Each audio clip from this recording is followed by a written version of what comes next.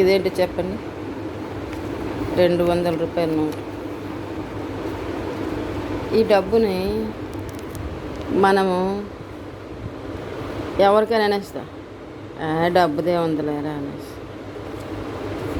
ఎప్పుడు డబ్బు వెనకాలే పరిగెడతాడని అంటారు అందరు, ఎవరికైనా సంపాదించే వాళ్ళకి. మరి కొంతమంది డబ్బు సంపాదిస్తే డబ్బు ఇచ్చాడు అంటారు, కానీ ఎవరికి అలా అనంత.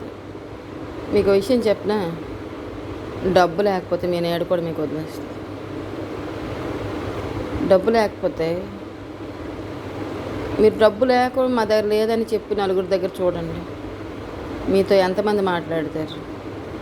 కనీసం మీరు బాగున్నామని కూడా అడగడం మానేస్తారు. అంతవరకు అడిగిన వాళ్ళు కూడా అమ్మో డబ్బులు అడుగుతాడేమో అన్న భయం.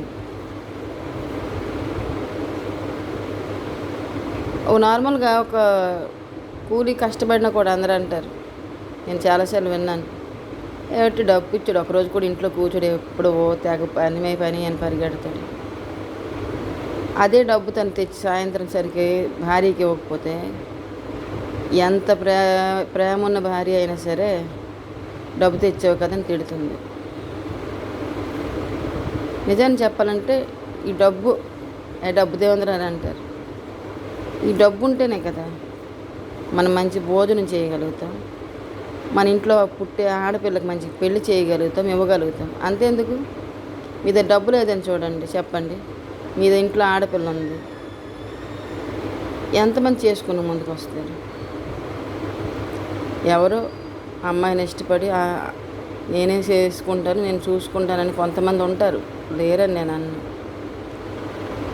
కానీ డబ్బు లేదని తెలిసి చాలామంది అయిన వాళ్ళే దూరంగా పారిపోతారు. ముందు వద్దురా బాబు, వీళ్ళు ఏమి ఇచ్చే స్థితిలో లేరు, మనకి ఇవన్నీ పడతాయి అనేసి ఇబ్బందులు అయిపోతాయని వెళ్ళిపోతారు.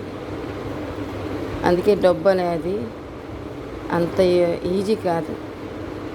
ఇది మన చేతిలో ఉన్నప్పుడు తెలియదు, ఇది కింద పడితే మనకు తెలుస్తుంది. డబ్బు లేకపోతే ఎవ్వరు వెనక్కి రారు, వదిలేస్తారు అందరూ. అందుకే ఇప్పుడు డబ్బుదే ఉందిలేరా, ఈరోజు వస్తుంది రేపు పోతుందని అనకండి. అది ఉన్నప్పుడే మేము విలువ. పోయిన తర్వాత మళ్ళీ వస్తుందండి, అది ఎంత కష్టపడితే వస్తుందో అది చెప్పలేము. అందుకే డబ్బు ఉన్నప్పుడే సేవ్ చేసుకోవాలి, జాగ్రత్త చేసుకోవాలి. డబ్బు ఉన్నప్పుడే అందులో ఒక 10% అయినా దానంగా ఇవ్వగలగాలి. అది కూడా ఎవరు పడితే వాళ్ళకి కాదు, అవసరమైన వాళ్ళకి. ఆ అవసరమైన వాళ్ళు కూడా ఎలాంటి వాళ్ళు ఉండాలి, అది తిన్నాక గుర్తుపెట్టుకుని ఉండాలి. అనవసరం వాళ్ళకి ఇచ్చారనుకోండి, ఒకవేళ మీరు ఆ డబ్బు ఇవ్వడం చూసి అన్న వీడి దగ్గర డబ్బు ఉంది అనేసి నీకే వేసేసి ఆ డబ్బు లాక్కునే మనుషులు ఉంటారు. అది తెలుసుకొని డబ్బుని యూజ్ చేయాలి.